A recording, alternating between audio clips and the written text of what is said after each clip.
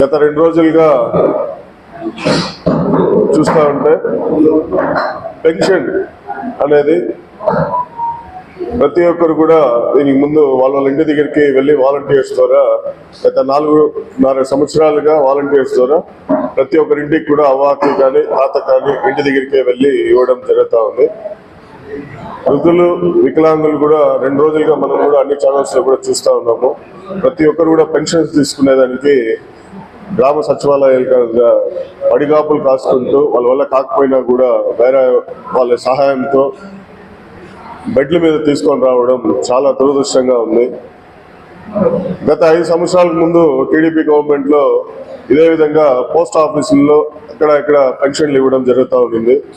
అప్పుడు కూడా ఏం జరుగుతుందంటే ఈ ఎండాకాలంలో ఇట్లా కొన్ని సీజన్స్ లో ఈ వృద్ధులు వికలాంగులందరూ కూడా చనిపోవడం జరుగుతూ ఉంటుంది.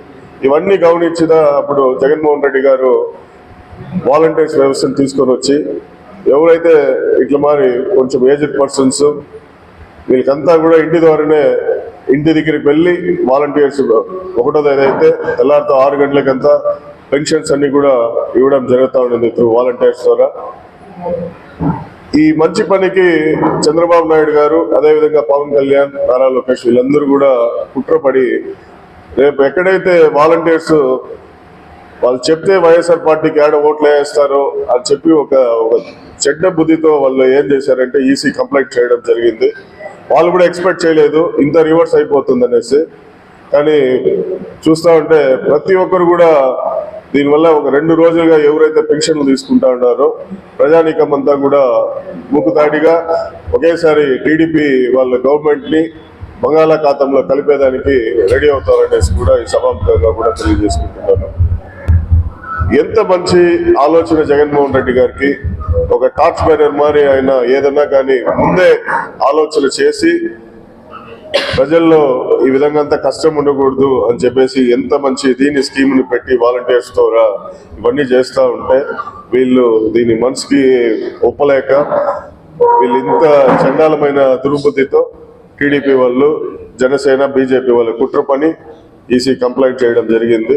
ఈసీ వాళ్ళు వండుకొని సచివాలయం దగ్గరికి వెళ్ళి పెన్షన్స్ తీసుకోండి అని చెప్పడం జరిగింది. ఒకసారి మీరు కూడా గమనించాల్సిన విషయం ఏమరా అంటే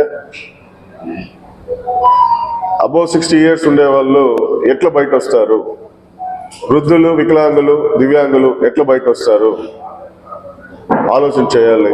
కాబట్టి రానున్న రోజుల్లో మళ్ళీ కూడా జగన్మోహన్ రెడ్డి గారిని ముఖ్యమంత్రి చేసుకోవాలి. అదేవిధంగా ఇక్కడ మన చిత్తూరులో ఎంసీ విజయానంద రెడ్డి గారిని మళ్ళీ ఎమ్మెల్యేగా చేసుకోవాలనేసి మనస్ఫూర్తిగా కోరుకుంటున్నాను. ప్రతి ఒక్కరు కూడా గమనించాల్సింది ఒకే ఒక విషయము, జగన్మోహన్ రెడ్డి మళ్ళీ ఎక్కడ ముఖ్యమంత్రి అవుతారు అనే ఒక చెడ్డ బుద్ధితోనే ఈ వాలంటీర్ వ్యవస్థని తీయడం జరిగింది. కాబట్టి నెక్స్ట్ రానున్న రోజుల్లో మళ్ళీ కూడా జగన్మోహన్ రెడ్డి గారు ముఖ్యమంత్రి కావాలి. అదేవిధంగా ఈ వాలంటీర్ సంస్థను కూడా మళ్ళీ కూడా పునర్పాలించాలని కూడా మనస్ఫూర్తిగా కోరుకుంటున్నాము. వాళ్ళ ఐడియా అంతా ఒకటి వాలంటీర్ సంస్థను తీసేవాలి, మళ్ళీ జన్మభూమి కమిటీని మళ్ళీ పెట్టుకోవాలి, వాళ్ళు కావాల్సినట్టు వాళ్ళు చేసుకోవాలనేది.